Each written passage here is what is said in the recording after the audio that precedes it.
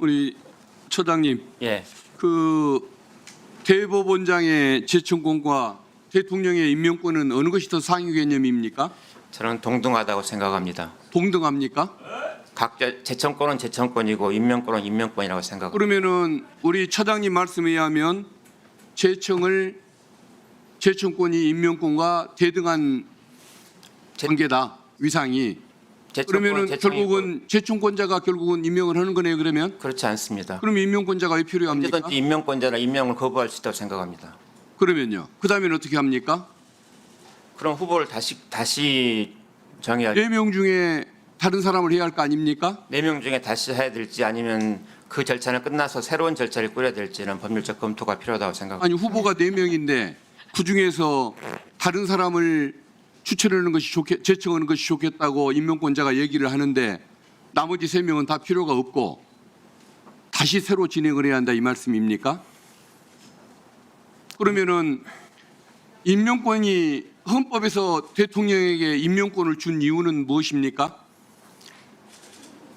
대법원장이 제청한 분에 대해서 아니, 임명권을 대통령에게 준 이유가 뭐냐 이 말이죠. 임명할지 말지를 정하시는 겁니다. 그런 거죠. 예. 그것은 대법원이 사법의 아성을 쌓고 국민의 의사와 무관한 인원으로 구성되는 것을 막기 위해서 국가 원수이자 국민이 뽑은 대통령에게 임명권을 줌으로써 어떤 민주적 통제를 가하자, 민주적 요소를 가하자 이런 취지 아니겠습니까? 최종 권한은 대통령에게 그렇죠. 임명권 대통령. 그 취지가 어쨌든 대통령에게 주는 것은 국민의 대표인 국가의 원수인 대통령에게 임명권을 줌으로써 국민의 의사가 어떤 그 사법부 구성에 작용을 하게 함으로써 민주적 통제를 가능하게 하는 이런 요소로 작용하는 것일 겁니다. 그런데 대법원장에게 제청권을 주는 이유는 뭘까요? 모든 임명권을 대통령에게 주면 되는데 왜 대법원장에게 제청권을 주는 것입니까? 여러 헌법 교과서에서는 사법권 독립을 보장하기 위해서라고 규정. 그렇죠. 그러니까 대통령이 나와 친하다는 이유로 아무나 막 데려다가 대법관을 시키지는 말라는 의미의 절차적인 견제권을 주는 것 아니겠습니까? 그렇다고 생각합니다. 그렇죠. 예. 그러면은 제가 한번 묻겠습니다. 대통령이 이번에 그 대법관 추천위원회에서 구성된 그 법관들 중에 그 외에 아무나 임명을 하려고 했었습니까? 아무나 데려다가 임명하려고는 안 했을 거 아닙니까? 그렇습니다. 대법관 추천위원회의 권위를 인정하십니까? 당연히 인정합니다. 거기서 추천했던 4명의 대법관 후보들 문제가 있는 인물이 있었습니까? 없었습니다. 자격이 뭐 부족하거나 함량 미달이거나 국민의 지탄을 받거나 이런 법관이 있었습니까? 제 개인적인 생각으로는 없었습니다. 자, 그러면 임명권자가 그중에 다른 사람을 원한다. 이건 적절치 않은 것 같다라고 이런 의견을 제시를 하면 그중에 대통령의 의사에 맞는 사람을 제청하는 것이 옳은 것 아닙니까? 만약에 제청권이 임명권과 동등한 그 위상의 개념이다라고 만약에 판단을 하고 그것이 그런 사고에 빠져 있으니까만 이런 얘기가 나오는 모양인데 지금 조용히 좀 해주십시오. 그러면 결국은 대법원장이 제청권을 갖고 있고 그 제청권이 임명권과 대등한 것이니까 대법원장이 제청권을 행사해버리면은 대통령은 임명할 의무를 지는 것처럼 그렇게 표현이 들립니다. 그렇지 않습니다. 방금 말씀 아니었습니까? 그렇다고 한다면 대통령 얼마든지 거부할 수 있습니다. 임명권을 그러면 존중한다고 했으면 예. 대통령이 원하는 인물로 제청이 이루어졌어야 맞는 것 아닙니까? 만약에 조희대 대법원장식의 해석이라고 한다면 이것은 제청권이 임명권을 앞도는 겁니다.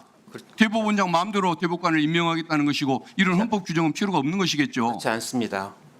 그런데 결과는 그렇게 된 거 아닙니까? 반대로 대통령이 원하는 분을 무조건 제청해야 된다면 헌법에서 제청권을 규정할 이유가 없다고 생각합니다. 그런데 그 제청권이 바르게 행사되게 하기 위해서 대법관 추천위원회가 구성이 된 것이고 거기서 훌륭한 법관들 4분이 후보가 됐던 거 아닙니까? 그렇습니다. 그런데 그 대법원장의 마음에 드는 사람으로 관철하기 위해서 그런 식으로 고집을 피우고 구도 합의가 안 된 상태에서 서면 통보를 했다는 것은 저는 이해를 못 하겠습니다. 그것은 헌법 정신에 반하게 어떤 대법원의 그 아성을 쌓겠다는 태도로밖에 저는 안 보이거든요.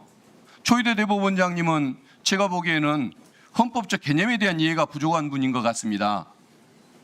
본인이 사법의 주인인 것으로 아는 것 같아요. 사법의 주인은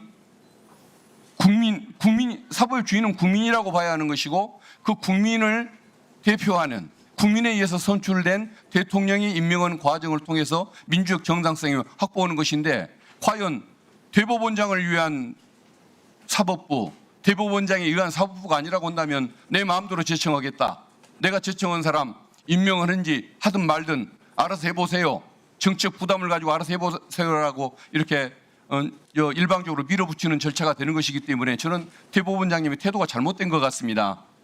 그리고 그분은 대통령의 임명권을 사실상 지금 뺏으려고 하는 것일 뿐만 아니고, 작년 선거법 재판 시에는 국민이 뽑아야 할 대통령까지 직접 뽑겠다고 본인이 하겠다고 나섰던 분 아닙니까?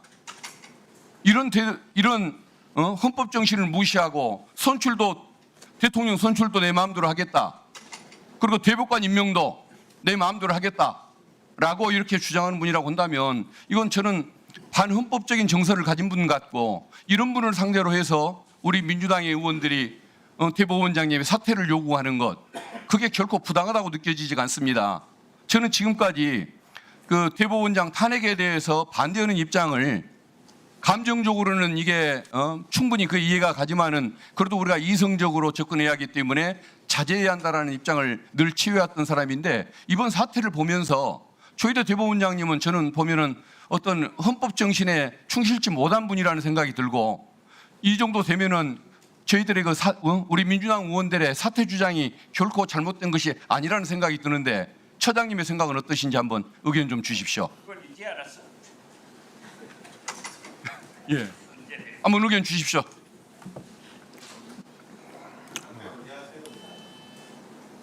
특별히 드릴 말씀 없습니다.